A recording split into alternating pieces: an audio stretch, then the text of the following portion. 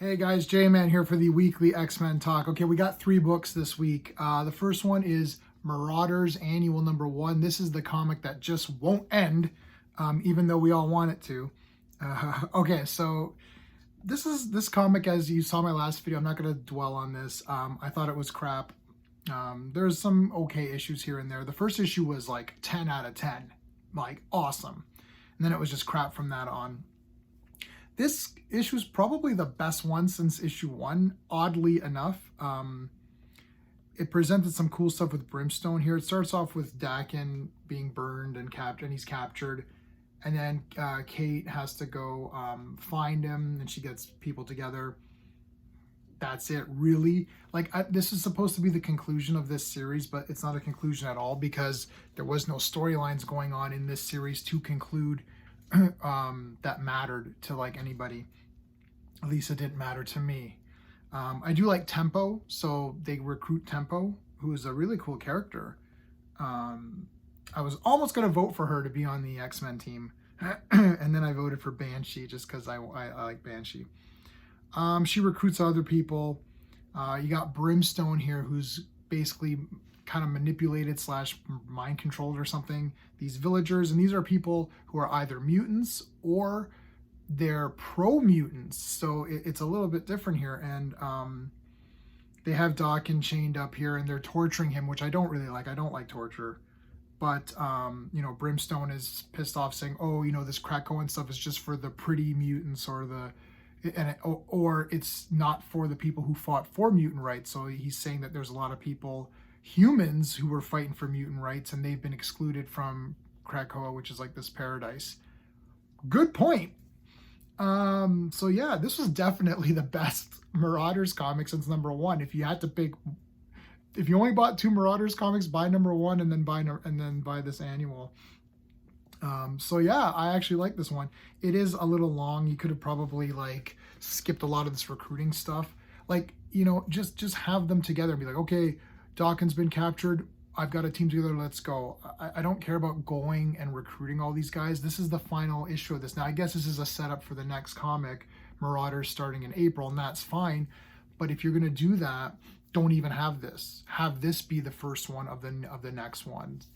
And just even then, I would just, like, we know who these characters are. Just have a couple of pages. They're all recruited, and then we move on. Anyway, pretty good. I like this page. That's cool. You know, I'm still not into Kate's costume. I would say it's a smidge growing on me a little bit, but only because we keep seeing it and I'm forced to look at it. I like this pose here. This is kind of cool. I like the superhero landing pose. I know it was made fun of in that Black Widow movie, but anyway. So yeah, this is all right. I mean, you know, I liked it. It was okay. It was the best of the, it was the best one since issue 1, I would say. All right, let's get into the X Deaths of Wolverine #1. I don't know why this is called this. This has nothing to do with Wolverine. Kind of. It's, I guess so, kind of. He's in there a little bit. This is very accurate, this cover. So this has nothing to do with Wolverine, but it was very good, actually. It was very good. And so it's Mara McTaggart who's on the run, and Mystique is after her. And it is very fast-paced. It is only, well, shit, it's 40 pages. I was just going to say, I thought it was a lot shorter. I just saw the page count. It's 40 pages. Wow, this was a fast read. There's a lot of action going on. There's running. The art is really nice. The colors are great. Mara's on the run, and it's just her trying to survive. Meantime, there's this other mystery going on, which I'm not gonna spoil for you. But yeah, I like this stuff with Black Tom here. Is great. Black Tom has become a great character for me. I always just thought he was a whatever character.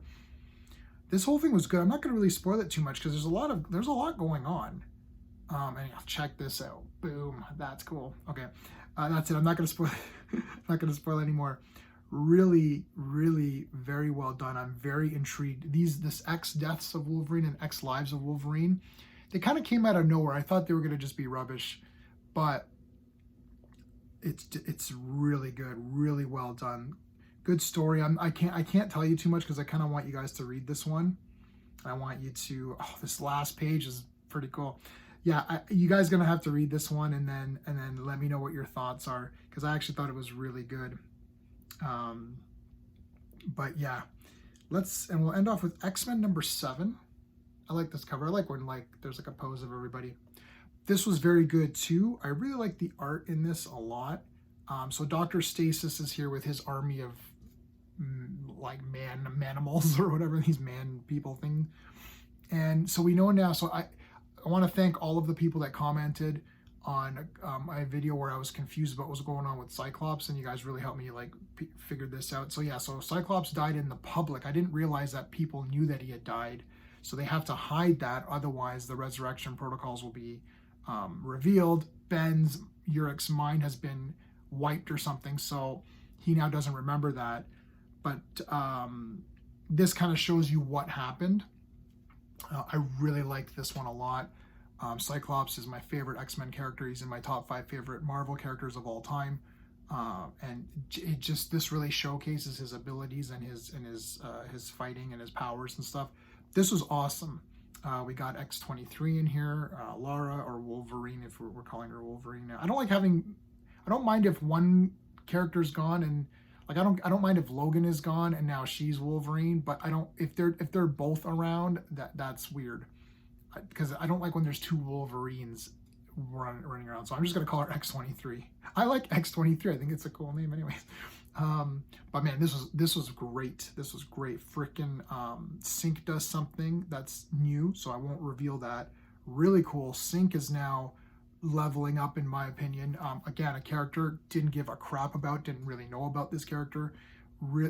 This is how you do it. This is where you take these smaller characters that maybe have a couple of fans, and then you really highlight them in these higher books. So you take a book like X-Men, and okay, yeah, of course it's Scott and Jean, but maybe we throw in Polaris, who's pretty cool. I love Polaris. I got a tattoo of Polaris right there, so I love Polaris, but she's not like top, she's not A-tier X-Men or something, right? So put her in. But then Sunfire, love Sunfire from Giant Size, put him on. Put Sync, who is this character? Oh, I don't know, put him in here, let's see what he can do. So I think that's done really well. I love the way that they show what happens with Cyclops here and how he dies and all that. Really cool. This was very good. This is probably I mean, this week was a great week, really, because Marauders I thought was going to be crap, and it was actually pretty good. So great week for X-Men, guys. That's awesome. So I'm looking forward to seeing what goes on with the Wolverine stuff. X-Men is a strong book. Let's see where that goes. Even though I didn't like Marauders, of course I am going to get Marauders when it relaunches again. Let's see how it goes this time around. Maybe I'll like it a little bit more.